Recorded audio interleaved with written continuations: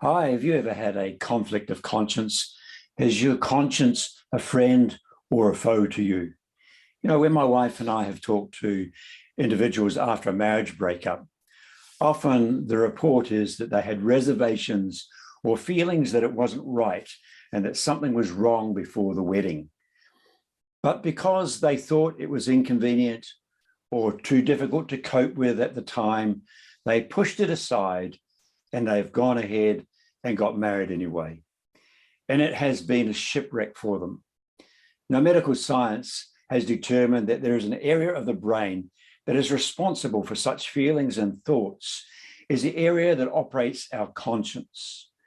In the Lloyd Evans and Kim Silvios situation, we have two examples of conscience on display. We see Lloyd, who leaves a repressive, controlling organization that tells him what to do and what to think.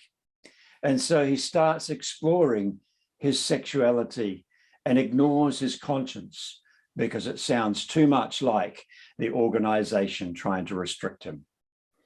He also ignores it because sexual adventure has an adrenaline high that is addictive, and conscience really gets in the way of that. So I can guarantee there have been some points where he pushed away the voice of conscience and silenced it.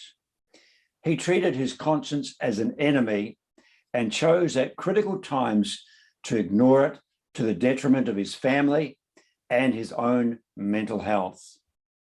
Kim, on the other hand, also has a crisis of conscience because she has this personal information about Lloyd dumped on her uninvited and now is conflicted in her conscience about loyalty to her employer or to the patrons and the viewers.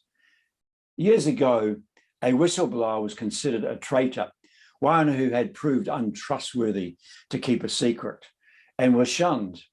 But as society has developed and companies and governments have increased in their level of power and influence, whistleblowers have actually become the good guys because they're championing the truth and keeping the big guys honest.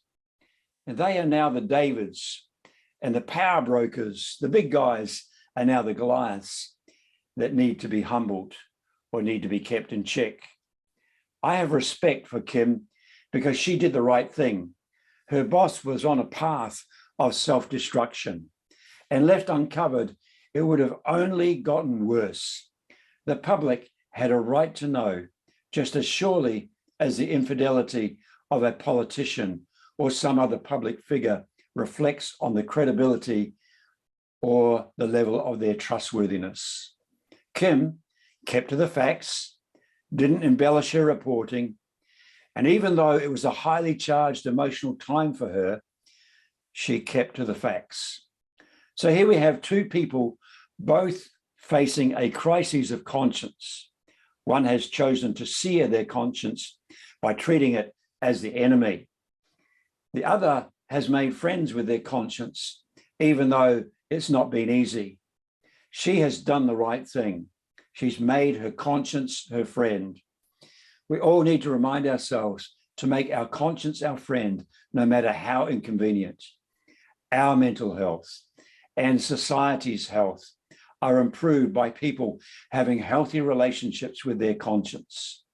Conscience is a moral compass that helps the world to be a better place to live in.